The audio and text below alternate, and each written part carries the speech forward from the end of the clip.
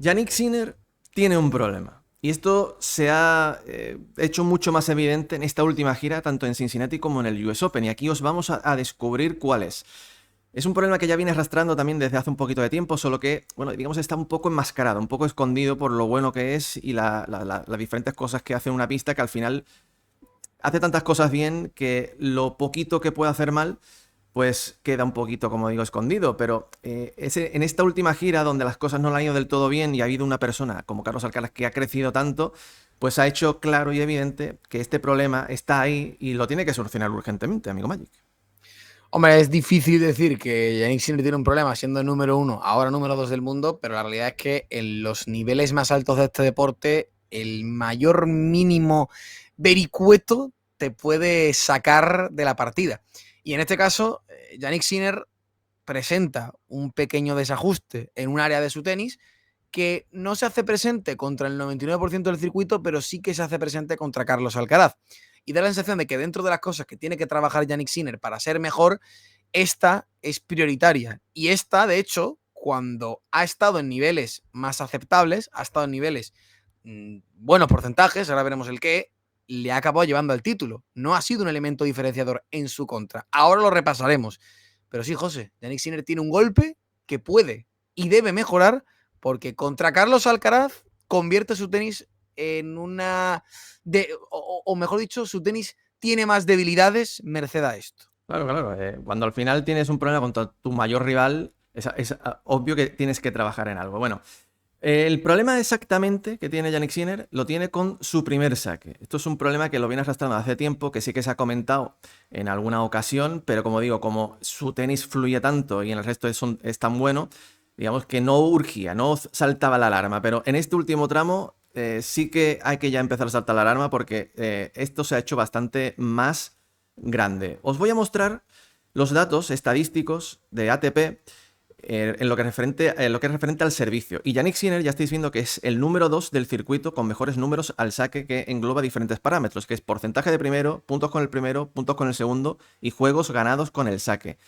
Y ya estáis viendo que Yannick Sinner es el número 2. Está por detrás, justo un pelín, de Pechi Perricard, que es un sacador tremendo, y por delante de jugadores muy buenos, como Berrettini, como Djokovic, como Zverev, Fritz, Opelka, Shelton, jugadores que tienen un tremendo servicio.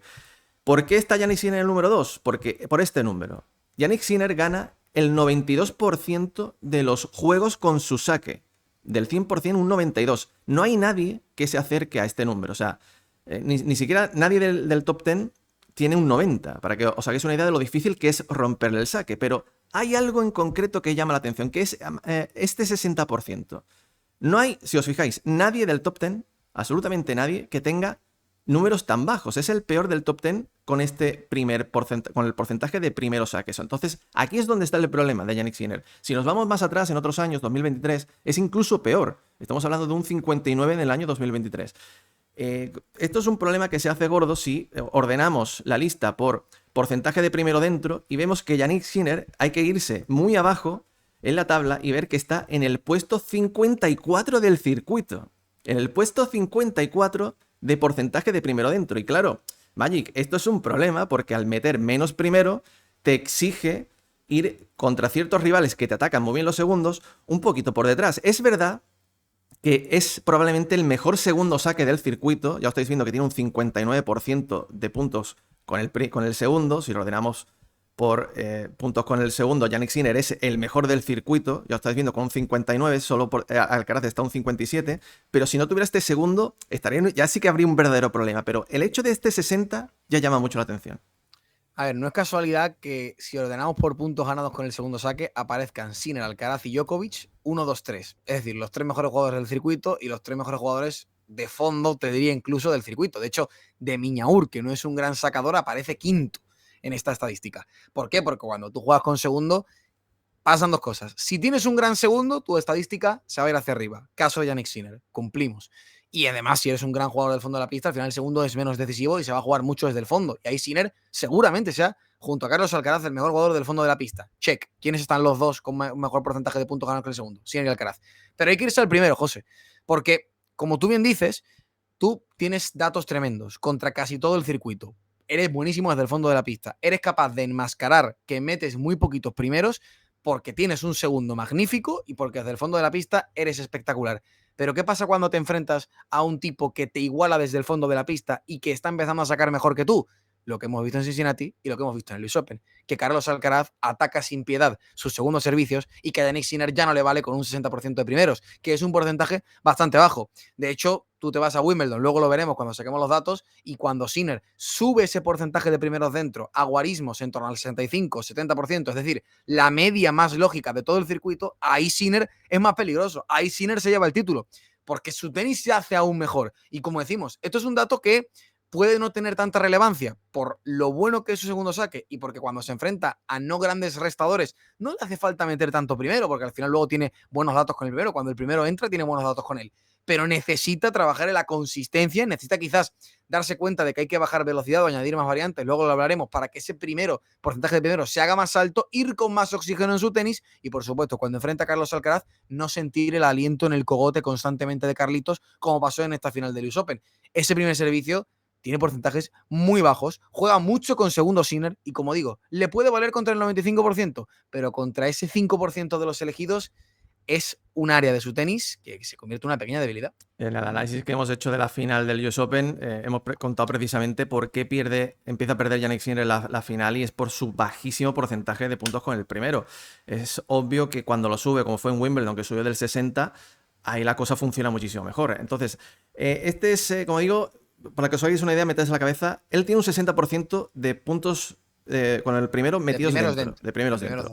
Vamos a ver los números en Cincinnati. Y si os fijáis, solamente en uno, fue en el primer día contra Daniel Elaguelan, sube del 60. En el resto de días, todos son números tremendamente pobres. Quiero pararme en el partido contra Diallo, que tiene un 50. Ese día, después del partido contra Gabriel Diallo, se fue a entrenar más allá de las 10 de la noche. Después, justo del partido, se fue a entrenar el servicio. Lo cual habla de que él mismo sabe que hay un problema. Sabe que hay una debilidad. Hay un problema. Y fíjate, 51 contra Manarino, 59 Aliassime, 58 Admane y ese 50 contra Carlos Alcaraz.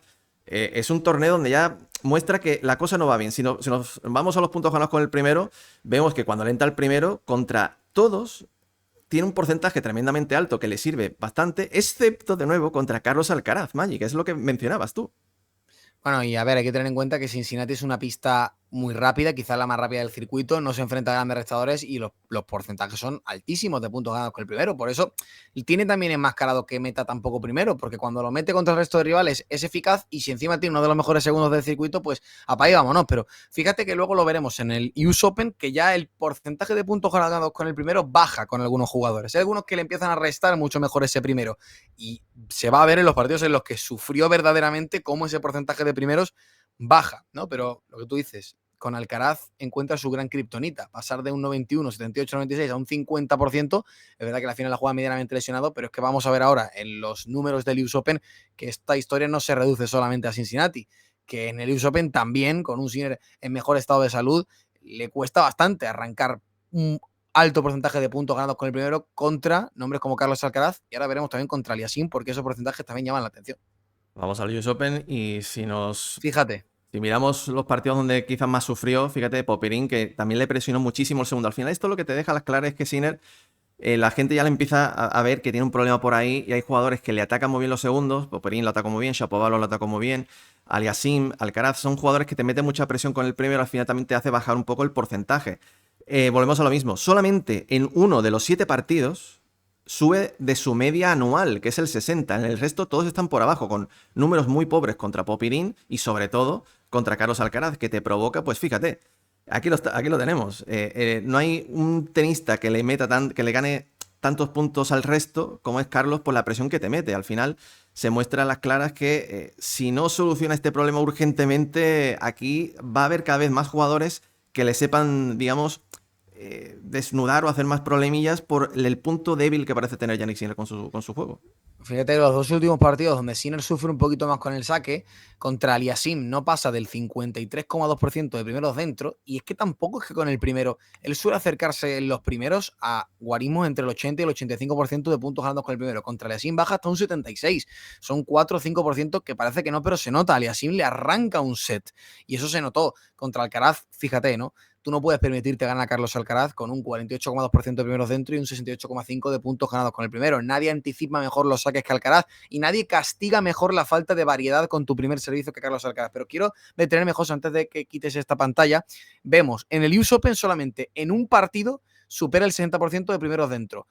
En comparación con Wimbledon, que es el último Grand Slam que Jannik Sinner gana, en Wimbledon el número de partidos en los que pasa del 60% de primeros dentro es de 4. Es decir, pasamos de 4 partidos con un alto porcentaje de primeros a solamente 1. En la final contra Alcaraz mete un 61,5% de primeros dentro. ¿Y cuánto es el porcentaje de puntos ganados con el primero? Un 75%, casi 10 puntos más que en el partido contra Carlos de la final del US Open. Y en los partidos de Wimbledon, en los que bajó del 60%, fueron con 57, 58 y 58. Es decir, la media de Sinner estaba por encima del 60%, incluso cerca del 65% en Wimbledon. Aquí en el US Open ha bajado claramente y lo hemos hablado durante todo el torneo. Hemos visto un Sinner mucho más vulnerable con su servicio, mucho más dado a que los rivales le ataquen constantemente y le presionen sobre el segundo. Shapovalov lo hizo muy bien, le dejó en un 50% de puntos ganados con el segundo Shapovalov. Es decir, los jugadores se dan cuenta de que si el primero de Sinner no funciona, es más atacable que nunca. Y por eso ya no hemos visto un Sinner en este US Open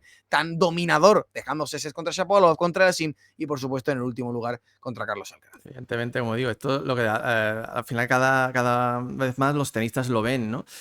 Quiero comentar algo en referente al tema del servicio de Jannik Sinner, porque, como decimos, parece que tiene ese problemilla con el tema del saque y me gustaría poder mostraros, porque Jannik Sinner, al igual que la grandísima mayoría de jugadores jóvenes, van evolucionando con el tema de la mecánica de servicio. Esto lo hemos visto, por ejemplo, en Carlos Alcaraz, que este año 2025 ha cambiado la mecánica para que sea un movimiento mucho más fluido con menos paradas. Jannik Sinner tampoco ha sido, digamos, una excepción. Él, a lo largo de estos últimos años ha ido variando su saque. Este es el saque que tenía antiguamente Jannik Sinner. Si os fijáis, un jugador que golpeaba completamente parado, no se, digamos, flexionaba nada, no trasladaba el peso del cuerpo a través de ciertos movimientos. Los dos pies, ya lo estáis viendo, completamente separados.